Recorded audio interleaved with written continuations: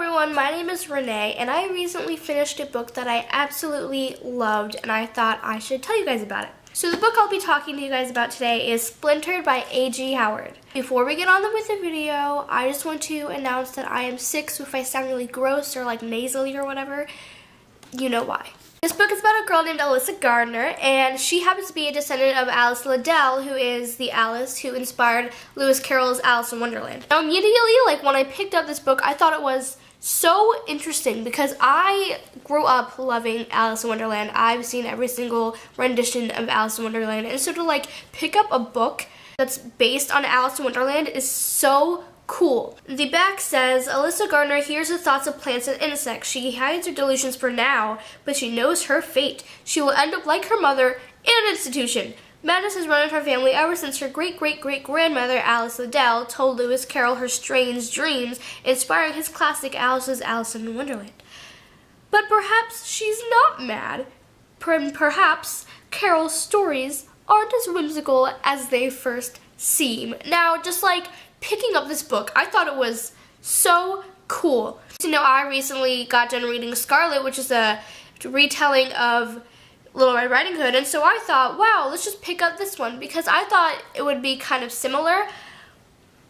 I was so wrong. This is spoiler free, so I can't really say a lot of things, but it turns out to be a curse on her family where they all have to go down to Wonderland, or at least the females do, and try to fix Alice's messes, Alice as in Alice Liddell. Because 75 years ago, when Alice had gone down the first time, she messed up a lot of things. And all the characters are there, except they're not the actual characters. There's so many twists and turns, and the characters are revised, and they're so interesting now. It's like Tim Burton's version of Alice in Wonderland, except darker and creepier, and I love it. I love it so much. I will admit that the first few chapters are boring, or at least they bored me a little bit. In fact, I was thinking of putting down this book when I first started because I didn't think it was all that interesting. Then things began to pick up after the first few chapters, and I was so glad that I didn't put it down. Going into it, I did think it would be a little different,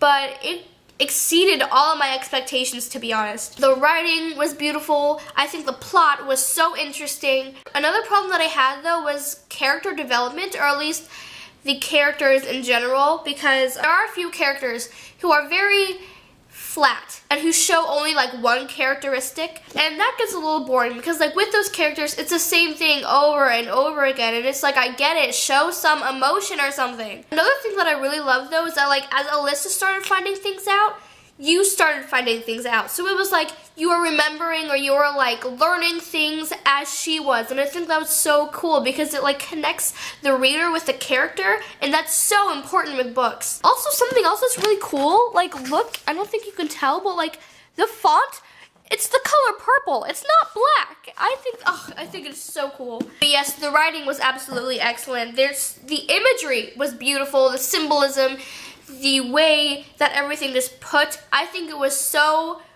great and well written. Another thing I don't get, though, is why there's a second book. Because I thought when I would start this book that it would continue and the series would just go on with that one problem, but it didn't. I mean, it ended as if it were one book instead of a series. And so I'm why are you making a second book then? What is the point of making a series? So currently I'm struggling between whether I actually want to read the rest of the series, because I'm pretty sure it's just going to be the same stuff over and over again. So if you've read the rest of the series, or at least the second book, comment down below and let me know if I should give it a chance. But out of 5 stars, I'd give it maybe a 3.5, and I'd only give it that rating basically because the characters were very boring, at times very flat. I definitely enjoyed this book more than I thought I was going to, so I definitely recommend it to anyone who likes fantasy or who likes the Lunar Chronicles, because I think it's very similar. The way they're both retold, I think it's very similar in that way.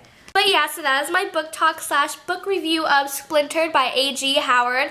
Check it out if you want. I definitely loved it, and yeah, I'm very glad that my friend bought this for me. Thank you, Jordan. I appreciate it. New videos are posted every Tuesday and Thursday of this month, and so I will see you guys then. All my social media links are down below. Check those out. Don't forget to like and comment and subscribe, and I will see you guys next Tuesday with a new video. Bye!